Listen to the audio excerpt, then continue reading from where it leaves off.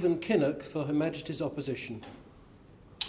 Thank you very much, Mr. Hollowburn. It's a pleasure to serve under your chairmanship.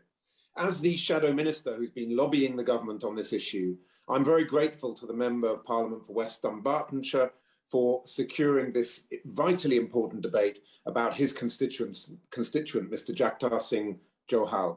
I'd also like to thank colleagues, the honourable members for Coventry South, Warwick and Leamington, Coventry North West, Slough and Hayes and Harlington for their important contributions. Mr. Hollowburn, the Labour Party is deeply concerned about the incarceration by the Indian police of British citizen Jagtar Singh Johal, who has now been held without trial for more than 3.5 years.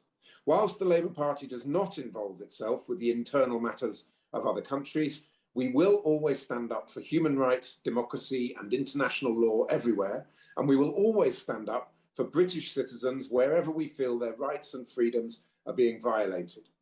We value our country's long-standing relationship with India, who we see as an important partner in the decades ahead on trade, security, climate change, and critically, on the joint promotion of democracy, human rights, and upholding international law. But a strong relationship is only worth having if it means that each government is able to engage frankly with the other and is able to challenge each other and take robust positions wherever necessary. And that brings me to the issue we're discussing today, because this deeply troubling case of a UK citizen incarcerated for more than 1,300 days without trial and with the threat of the death penalty looming over him. Jagtar's story is heartbreaking, as has been the experience of his wife and his wider family, not least his brother, with whom I have had the privilege of meeting on a number of occasions over the past year. We've all heard the facts of this case today, and they're deeply disturbing for all manner of reasons.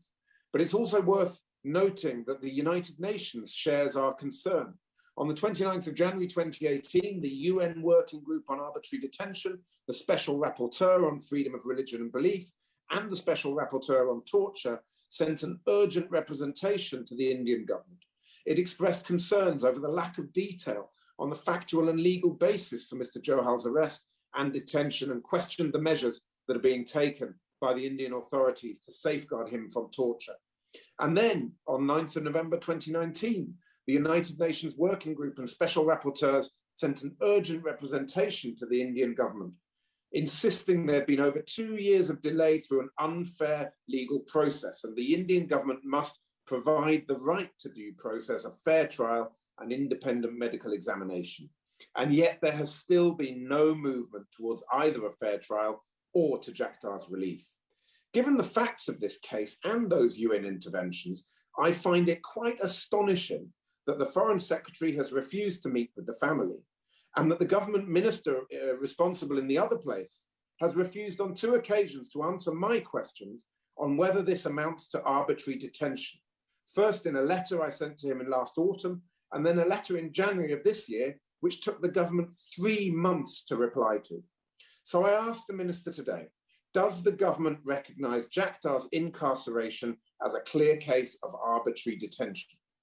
The UN Special Rapporteur on Executions has made clear that in death penalty cases, where the detainee is detained on spurious grounds as a political statement or in circumstances of clear human rights violations, that the detainee's country should be making representations to the detaining state that the detainee should not be in detention or facing charges at all.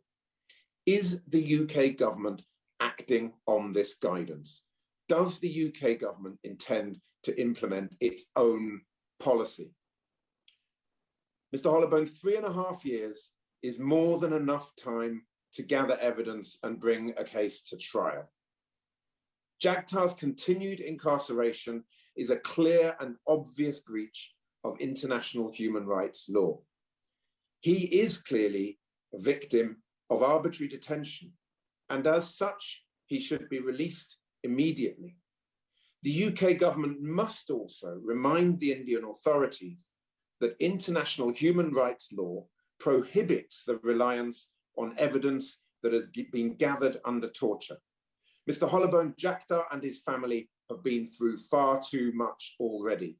Today is the moment for the UK government to demonstrate that it is genuinely committed to standing up for a British citizen whose human rights are being violated. Thank you.